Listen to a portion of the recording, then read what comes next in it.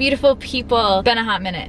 So I am sorry that I've been pretty inactive on here. I have been busy, but I also realized that I was trying to wait for these perfect circumstances to film, and that's just not how my life is. I was like waiting until days like where I'd washed my hair and like did my makeup and like all of these things and like had a cute outfit on and all of that. So I'm gonna try it this way, and I apologize if you don't want to look at my face or my dirty hair or whatever. This sweatshirt is 3 sizes too big. I think I washed my hair 3 days ago. It is what it is. So I am excited to be back on here. I really do like doing YouTube. So today I have, I asked you guys some questions from Instagram, and I want to go through some of these. I got actually more than I thought I would, so that was really exciting for me. And just kind of answer you guys' questions, and then let me know below what you guys do want to see, because I want to make content that is connecting with you guys and that you want to watch. So if you have video ideas, shoot them below. So the first question is, talk about adrenals. So this is a really loaded subject, and I should probably make a whole video on this. Basically, adrenal fatigue is not what most people make it out to be, and it's not as simplified as most people make it out to be. What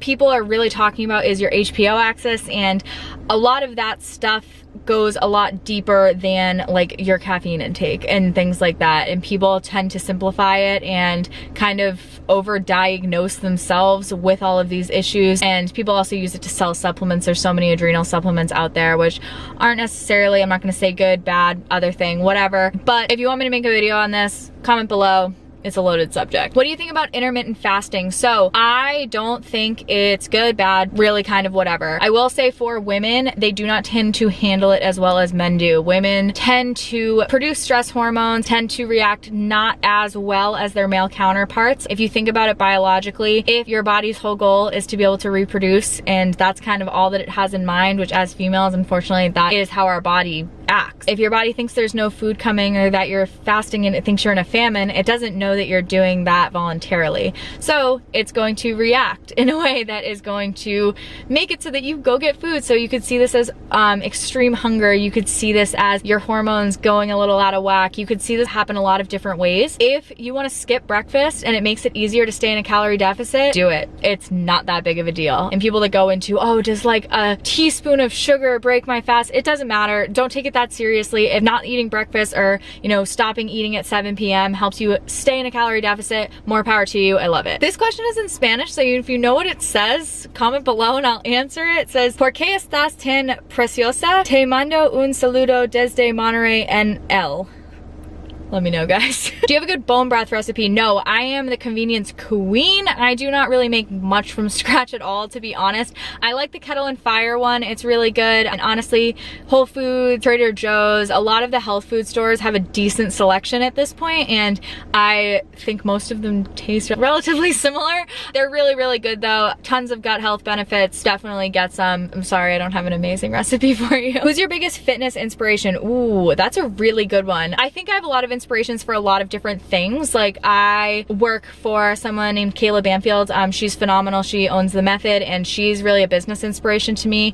I love what she's done with The Method. I love her message. I love how she is so nice to all of our coaches, and she's just really personable, and I love how she runs her company. I think we as a company work with Tia Claire Toomey, and she is obviously the fittest woman in the world right now. How can you not be inspired by that? Her work ethic and the way she talks about getting things done is just absolutely phenomenal. It's unmatched. Her mindset is crazy. It's amazing. That's so inspirational to me. And then I also get really inspired by my clients, and I know that sounds cheesy, but it's really true. Like some of my clients have gone through crazy hard times, and they will just absolutely persevere through things that I can't even imagine going through. And I just think that getting to see that every day is so amazing, and it really puts things in perspective for me. So I love that as well. What's my favorite thing in the world?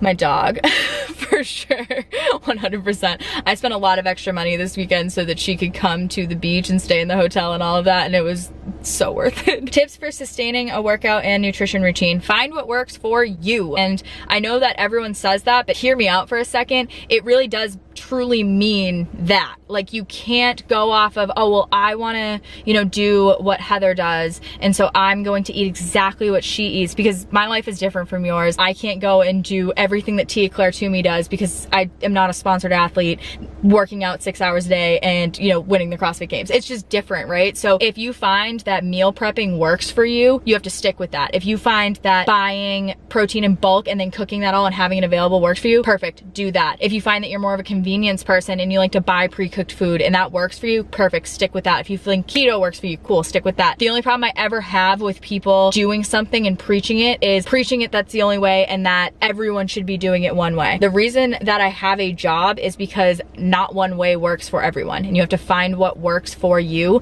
what is sustainable for you. I literally for the longest time had a note in my phone called shit that works, and it literally was a list of things that I found that worked for me. For example, one of them, I have to carry a water bottle. I don't get thirsty. I will not drink any water if I do not carry a water bottle with me. That's what works for me. Things like that. What are my fitness and nutrition goals if I feel comfortable sharing? Oh, you're so cute. Yeah, so right now, actually, I don't have a ton of like competitive goals. I really haven't had any super competitive goals since I competed last at the national level. That was really overwhelming for me. So I haven't been competitive since then, but with my food, I had been tracking macros for almost 8 years, and I recently kind of stopped doing that. I'm intuitive eating, but I'm definitely drawing off of all the knowledge that I gained within that time period to make my food choices and to make sure that I'm in a general calorie range that, you know, works for me and what I like to kind of feel like and look like and all of those different things. So it's an educated intuitive eating, I guess you could say. And I think that's a big common thing that people mess up is like, oh, I'm gonna intuitively eat, and they don't have any background knowledge, and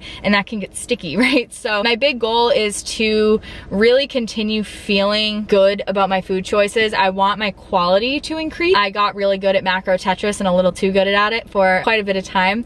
And I also want to up my training volume a little bit. So I took a really big step back, and now I'm starting to get back into my longer sessions, starting to do a few 2-a-days, things like that. And that's been really good. And I really do enjoy that. So I do want to start creeping back into the longer session, more training volume, things like that. And yeah, that's pretty much it. We're kind of chilling right now. Where do woodchucks train for all the chucking?